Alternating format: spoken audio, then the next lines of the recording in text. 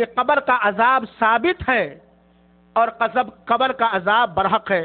میرے بھائی اور ساتھیوں، قبر ہی ہماری پہلی منزل ہے، جو مٹی کا گھروندہ ہے، مٹی کا بستر ہے، اور عمل کے حساب سے یا تو عیش و عشرت اور آرام کا سامان فراہم کیا جائے گا، یا پھر کیڑے مکوڑے اور ڈنجر سے خطرناک اژدہے اور سانپ اور بچھو ہوں گے، اندھیرے ہوں گے، فرشتوں کے گرجوں کی مار ہوگی، فرشتوں کے گرجوں کی مار ہوگی اپنے اپنے عمل کے حساب سے۔ میرے بھائی اور ساتھیوں، اس اندھیری کوٹری میں سکون حاصل کرنے والے اسباب کو ہم فراہم کریں، اس تنگ و تاریک کوٹری میں جنت کی کھڑکی کھولنے والے آرام کا ہم پربند اور انتظام کریں، کیونکہ یہ ایک سچی حقیقت ہے جس کا انکار ناممکن ہے۔ میرے بھائیوں ساتھیوں، عذاب قبر برحق ہے، اور اس کا ثبوت قرآن مجید کی سورہ مومن کے آیت نمبر 45 اور 46 سے ہے۔ اللہ رب العالمین نے فرمایا، وَحَاقَ بِآلِ فِرْعَوْنَ سُوءُ الْعَذَابِ النَّارُ يُعْرَضُونَ عَلَيْهَا غُدُوًّا وَعَشِيًّا وَيَوْمَ تَقُومُ السَّاعَةُ أَدْخِلُوا آلَ فِرْعَوْنَ أَشَدَّ الْعَذَابِ۔ اللہ رب العالمین نے سورہ مومن کے آیت نمبر 45 اور 46 کے اندر بیان فرمایا ہے کہ آل فرعون کو عذاب نے لپیٹ لیا، جہنم کی آگ ان کے سامنے صبح و شام پیش کیے جائیں گے، جہنم کی آگ ان کے سامنے صبح و شام پیش کیے جائیں گے۔ اور آپ جانتے ہیں کہ جنت اور جہنم کا فیصلہ جنتیوں اور جہنمیوں کے لیے قیامت کے بعد ہوگا، اور آل فرعون کے سامنے، فرعون اس کے حواریوں کے سامنے صبح و شام جہنم کا عذاب اور جہنم کے عذاب پیش کیے جاتے۔ اس سے پتہ چلتا ہے کہ قبر کے اندر عذاب ہوگا۔ اللہ کے رسول اکرم صلی اللہ تعالی وسلم نے ایک حدیث کے اندر بیان فرمایا، جس کا مفصل ذکر بعد میں آ رہا ہے، جس سے پتہ چلتا ہے کہ عذاب قبر بڑا ڈنجر اور خطرناک ہے، اور ساتھ ہی ساتھ اس بات کا بھی ثبوت ملتا ہے کہ عذاب قبر برحق ہے، اور قبر کے اندر عذاب ہوگا ان لوگوں کو جو قبر کے اندر عذاب کے مستحق ہوں گے۔ اللہ کے رسول اکرم صلی اللہ علیہ وسلم نے فرمایا، اگر مجھے اس بات کا اندیشہ نہ ہوتا، اگر مجھے اس بات کا خطرہ محسوس نہ ہوتا کہ تم مردوں کو دفن کرنا ہی چھوڑ دو گے، تو میں اللہ تعالیٰ سے دعا کرتا وہ تمہیں قبر کے عذاب سنا دیتا۔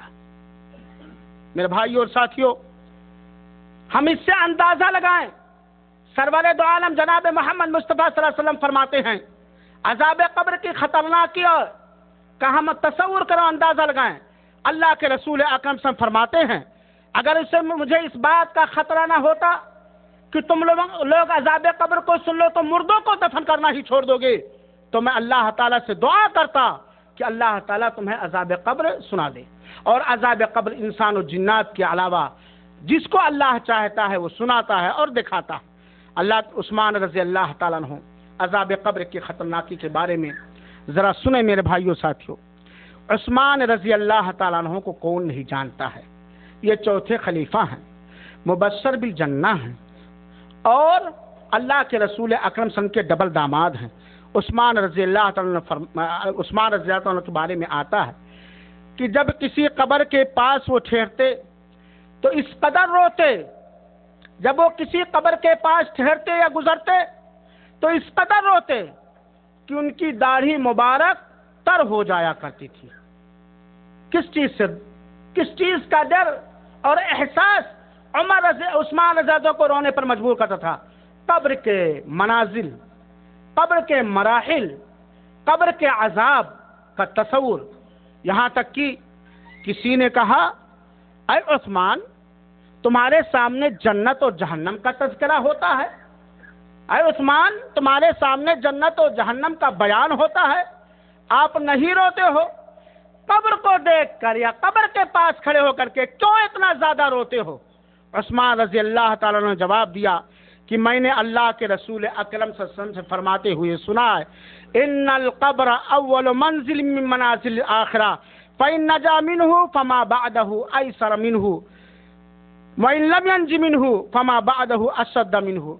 عثمان رضی اللہ عنہ نے جواب دیا کہ میں نے اللہ کے رسول اکرم صلی اللہ علیہ وسلم سے فرماتے ہوئے سنا ہے کہ آخرت کے ٹھکانوں میں سے، آخرت کی منزل میں سے پہلی منزل قبر ہی ہے۔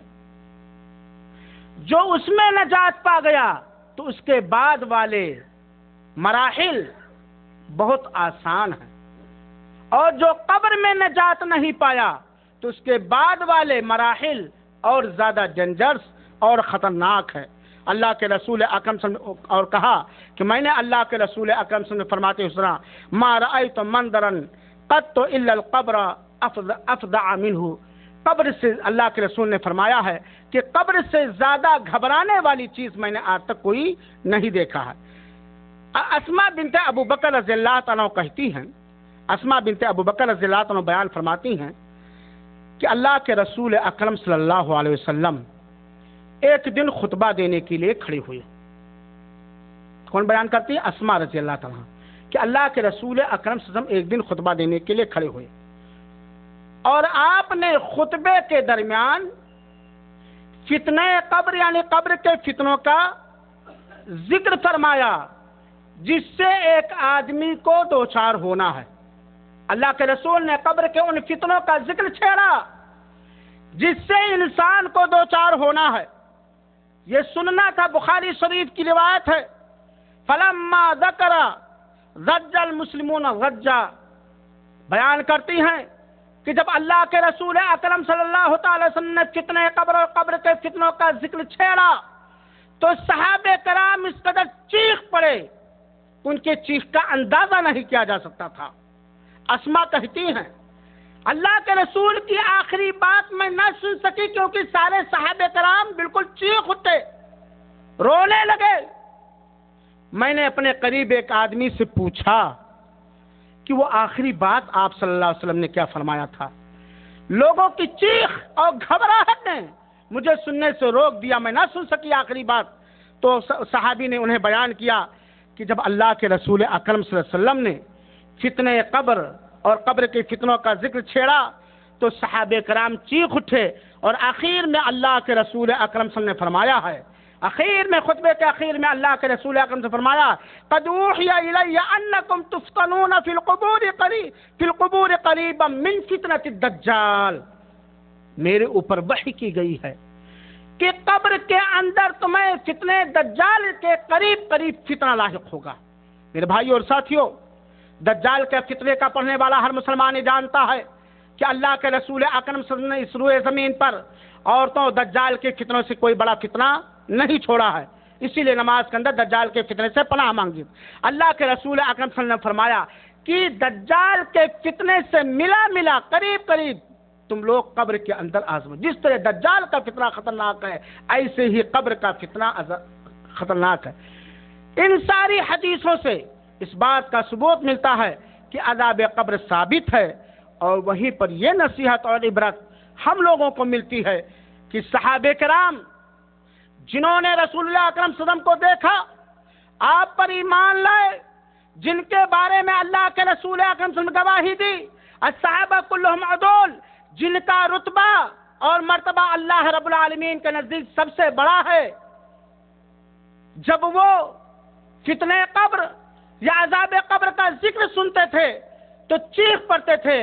آج ہم کہاں ہیں کہ ہزاروں گناہ لادے ہوئے، ہزاروں غلاظتوں میں ہم ملوث، اس کے باوجود قبر کے عذاب کا تصور ہمارے ذہن و دماغ میں نہیں پیدا ہوتا ہے۔ اللہ رب العالمین سے دعا ہے کہ اللہ تعالی ہم سب کو عذاب قبر سے محفوظ رکھے، آمین رب العالمین۔ میرے بھائیو اور ساتھیو، زید بن ثابت بیان کرتے ہیں کہ رسول اللہ صلی اللہ تعالی علیہ وآلہ وسلم بنو نجار کے ایک باغیچے میں ایک کھچر پر سوار تھے۔ بنو نجار کے باغیچے میں آ رہے تھے اللہ کے رسول، ایک کھچر پہ سوار تھے کہ اچانک آپ جس گدھے یا کھچر پر سوار تھے اس طرح بچکا، چونکا کہ لگتا تھا اللہ کے رسول کو اٹھا کے پٹک دے گا۔ وہاں پر 6 قبریں تھیں، وہاں پر 6 یا 5 قبریں تھیں۔ راوی کہتے ہیں کہ اللہ کے رسول اکرم صلی اللہ علیہ وسلم نے پوچھا، اس قبر میں جو لوگ دفن ہیں ان کو کون جانتا ہے؟ ایک آدمی نے بیان کیا کہ میں جانتا ہوں یہ لوگ شرک کی حالت میں وفات پائے ہیں، یہ لوگ شرک کی حالت میں وفات پائے ہیں۔ اللہ کے رسول اکرم صلی اللہ علیہ وسلم نے فرمایا کہ یہ لوگ قبر کے اندر فتنوں سے دوچار ہیں، قبر کے اندر عذاب میں مبتلا ہیں، قبر کے اندر ان کے اوپر زد و کوب کیا جا رہا ہے، اسی لیے میرا گدھا اور خچر بگڑا ہے۔ اللہ کی قسم فلولا ان لا تدافنوا لدعوت الله ان يسمعكم من عذاب القبر الذي اسمع منه۔ اللہ کے رسول فرماتے ہیں اللہ کی قسم اگر مجھے اس بات کا خطرہ و اندیشہ نہ ہوتا کہ تم لوگ اپنے مردوں کو دفن کرنا ہی چھوڑ دو گے تو میں اللہ رب العالمین سے دعا کرتا کہ اللہ رب العالمین وہ چیز تمہیں بھی سنا دے جو مجھے سنا رہا ہے، اور تم دیکھ لو اپنی آنکھوں سے۔ اس کے بعد اللہ کے رسول اکرم صلی اللہ علیہ وسلم، صحابی کہتے ہیں ہم اللہ کے رسول اپنے چہرے کے ساتھ ہمارے اوپر متوجہ ہوئے اور کہا تعوذوا باللہ من عذاب النار، تم لوگ اللہ کے ذریعے جہنم کے عذاب سے پناہ مانگو۔ صحابہ نے کہا نعوذ باللہ من عذاب النار، ہم لوگ اللہ کے ذریعہ جہنم کے عذاب سے پناہ مانگتے ہیں۔ پھر اللہ کے رسول اکرم نے فرمایا تعوذوا باللہ من عذاب القبر، تم لوگ اللہ کے ذریعہ قبر کے عذاب سے پناہ مانگو۔ صحابہ نے کہا نعوذ باللہ من عذاب القبر، ہم اللہ کے ذریعہ قبر سے پناہ مانگتے ہیں۔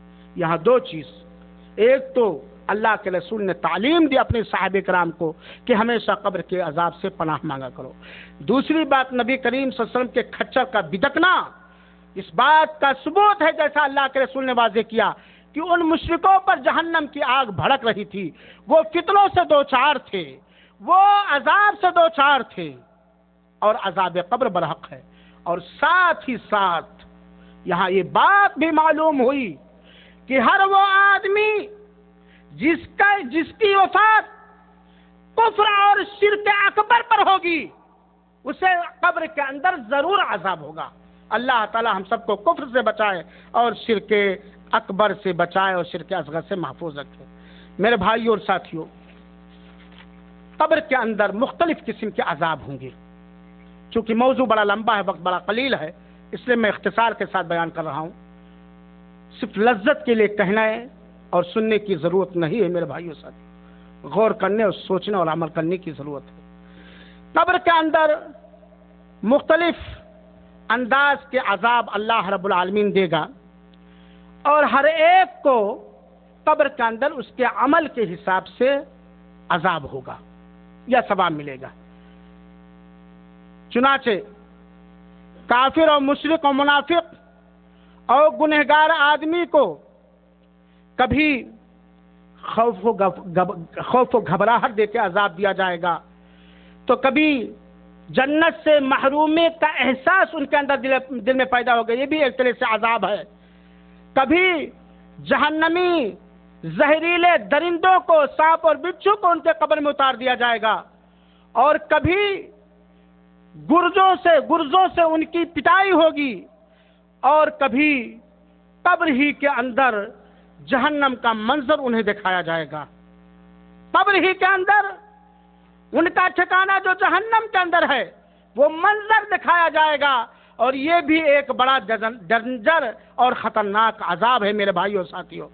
اور کبھی قبر کے اندر گرم گرم جہنم کی آگ کا بستر بچھا دیا جائے گا، جہنمی آگ کا لباس پہنا دیا جائے گا، اور جہنم کی ایک کھڑکی اس کے قبر کے اندر کھول دی جائے گی، اور کبھی کبھی اس کے قبر کو شکنجوں میں جکڑ دیا جائے گا، اور اس کے علاوہ مختلف عذاب ہوں گے۔ میرے بھائیوں اور ساتھیوں، برا بن عازب رضی اللہ تعالیٰ عنہ بیان کرتے ہیں، قبر کے عذاب اور ثواب کا ذکر ایک لمبی حدیث کے اندر برا بن عازب رضی اللہ تعالیٰ عنہ بیان کرتے ہیں، اور مختلف حدیثوں کی روشنی میں میں قبر کے بارے میں، قبر کے عذاب اور ثواب کے بارے میں مختصر سی روشنی ڈالنا چاہتا ہوں۔ برا بن عازب رضی اللہ تعالیٰ عنہ بیان فرماتے ہیں کہ ایک دن ہم لوگ اللہ کے رسول اکرم صلی اللہ علیہ وسلم کی معیت اور ساتھ میں ایک انصاری صحابی کے جنازے میں نکلے، اور جب ہم لوگ قبر کے پاس پہنچے اور انہیں قبر کے لحد میں لٹا دیا گیا، تو اللہ کے رسول اکرم صلی اللہ علیہ وسلم وہاں بیٹھ گئے. ہم لوگ بھی اللہ کے رسول اکرم صلی اللہ علیہ وسلم کے ارد گرد گولائی میں دائرہ بنا کر کے حلقے میں بیٹھ گئے، اور اس خاموشی کے ساتھ ہم لوگ بیٹھے ہوئے تھے کہ لگتا تھا ہمارے سروں پر چڑیا بیٹھی ہوئی ہیں، بالکل سائلنٹ، خاموش. اللہ کے رسول اکرم صلی اللہ تعالی وسلم نے اپنے ہاتھ میں ایک لکڑی لی باریک سی اور زمین کو ایسے کھودنے لگے. ایسی حالت کس کی ہوتی؟ یا تو بچہ کوئی کھیل رہا ہو یا کوئی آدمی کسی چیز میں بہت ہی منہمک ہوتا ہے تب وہ اس طرح کا. اللہ کے رسول ایک لکڑی لیے اور ایسے کھودنے لگے، لکیریں بنانے لگے. اچانک اللہ کے رسول اکرم صلی اللہ علیہ وسلم نے اپنے سر مبارک کو اٹھایا اور کہا استعیذ باللہ من عذاب القبر. 3 بار، 2 بار یا 3 بار آپ نے فرمایا. اللہ کے ذریعہ اپنے ارد گرد موجود صحابہ کرام سے کہا اللہ کے ذریعہ عذاب قبر سے پناہ مانگو، اللہ کے ذریعہ عذاب قبر سے پناہ مانگو. اور پھر اللہ کے رسول اکرم صلی اللہ علیہ وسلم نے مومن کی جان نکلنے اور کافر کی جان نکلنے کی کیفیت بیان کی. قبل اس کے کہ میں آگے والی حدیث بیان کروں، ذرا آپ غور کیجئے میرے بھائیو ساتھیو. اللہ کے رسول اکرم صلی اللہ علیہ وسلم نے کہا قبر کے عذاب سے پناہ مانگو، اور ایسے موقع کا استعمال اللہ کے رسول اکرم صلی اللہ علیہ وسلم نے کیا کہ بات بالکل دل میں اترتی جائے. ابھی ایک صحابی کو نہلایا گیا ہے، کفنایا گیا ہے، قبر کے اندر اتارا گیا ہے، جنازے کی نماز پڑھی گئی ہے، قبر کے ارد گرد صحابہ کرام اللہ کے رسول کے معیت اور ساتھ میں تشریف فرمائے بیٹھے ہوئے، موقع کا جنزر اور ذہن و دماغ میں حاضر ہے. ایسے موقع کو غنیمت سمجھتے ہوئے اللہ کے رسول اکرم صلی اللہ علیہ وسلم نے 2 بار یا 3 بار فرمایا استعیذ باللہ من عذاب القبر، اللہ کے ذریعہ عذاب قبر سے پناہ مانگو. پھر اللہ کے رسول اکرم صلی اللہ علیہ وسلم نے بیان فرمایا کہ مومن آدمی، ذرا غور سے سنیے گا، میں اختصار سے بیان کرتا ہوں. مومن آدمی کی جب روح نکالنی ہوتی ہے تو اللہ تعالی آسمان سے سورج جیسے چمکدار چہرے والے فرشتوں کو بھیج دیتے ہیں، اور وہ سب جنت سے اپنا اس مومن کی کفن لے کر کے آتے ہیں، حنوط اور خوشبو لے کر کے آتے ہیں. اور مومن کے سامنے روح نکلنے سے پہلے میرے بھائیوں، مومن کے سامنے سارے فرشتے بیٹھ جاتے ہیں، اور وہ فرشتے جو آتے ہیں جنت سے خوشخبری دیتے ہیں کہ میں تجھے جنت کی خوشخبری دینے کے لیے آیا ہوں، میں تجھے اللہ کی رضوان اور رضامندی کی خوشخبری سنانے کے لیے آیا ہوں. اور اس کے بعد ملک الموت حاضر ہوتے ہیں، وہ فرشتہ حاضر ہوتا ہے جنہیں اللہ تعالیٰ نے روح قبض کرنے پر مامور کیا ہے. حاضر ہوتے ہیں اور روح کو نکالتے ہیں. بڑے آسانی سے مومن کی روح نکل جاتی ہے.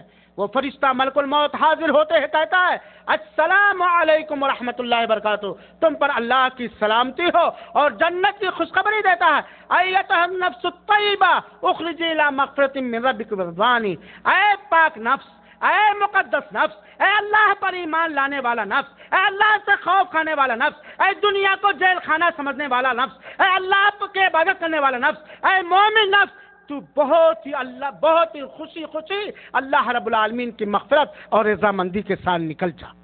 وہ روح ایسے ہی آسانی سے نکلتی. اے اللہ رب العالمین تو ہم سب کو انہی لوگوں میں سے بنا جن کی روح ایمان کے ساتھ اور آسانی سے نکلے. میرے بھائیو، ان للموت سکرات، موت کے لیے سختیاں ہیں، اور ان سختیوں کا حقیقی احساس وہی انسان کر پائے گا جب اس کے سامنے موت آئے گی. موت کی سختیوں سے اللہ کے رسول اکرم صلی اللہ علیہ وسلم پناہ مانگا کرتے تھے.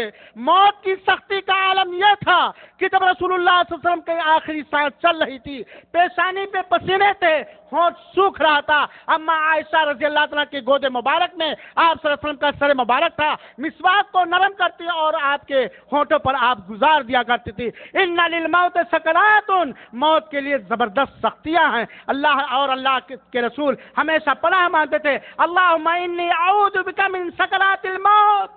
اے اللہ، میں تیرے ذریعہ موت کی سختیوں سے پناہ مانگتا ہوں.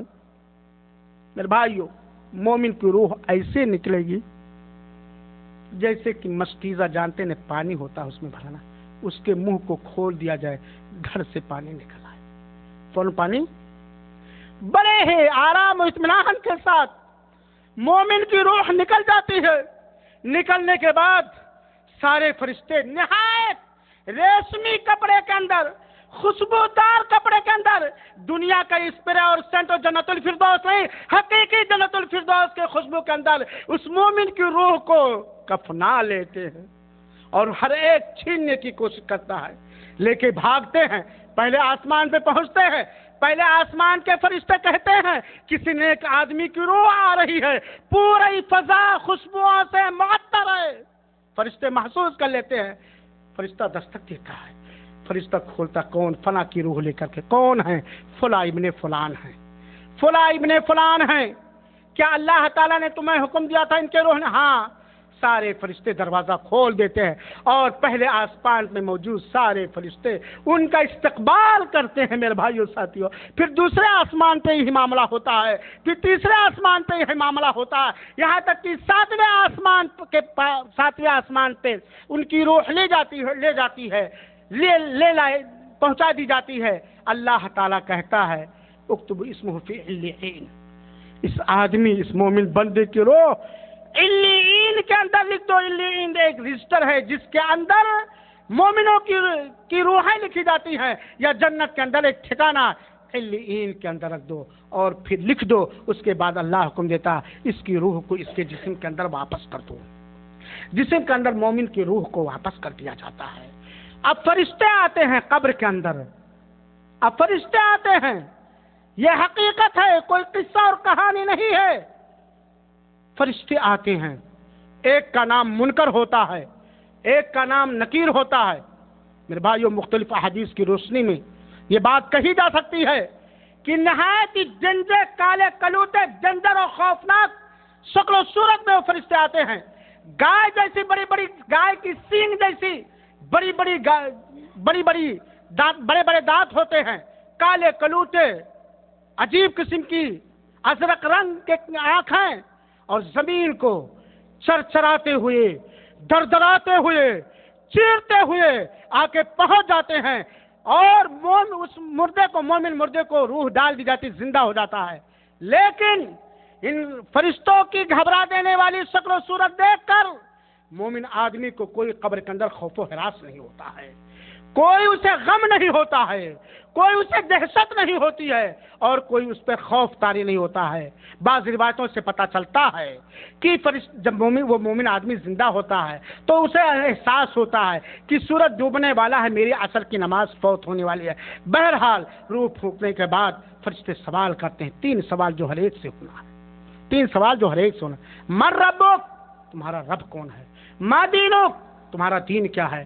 من نبیک، تیرے نبی کیا ہے، کون ہے؟ فرشتے، وہ مومن آدمی خوش و خرم آسانی کے ساتھ جواب دے دیتا ہے۔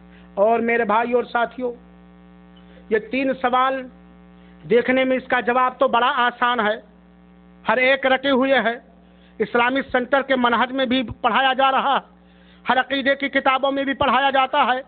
3 سوال کے جوابات کے نام سے پوسٹر نکالے جاتے ہیں، ہر ایک کو یاد ہے میرا رب اللہ ہے، میرا دین اسلام ہے، میرے نبی محمد صلی اللہ علیہ وسلم۔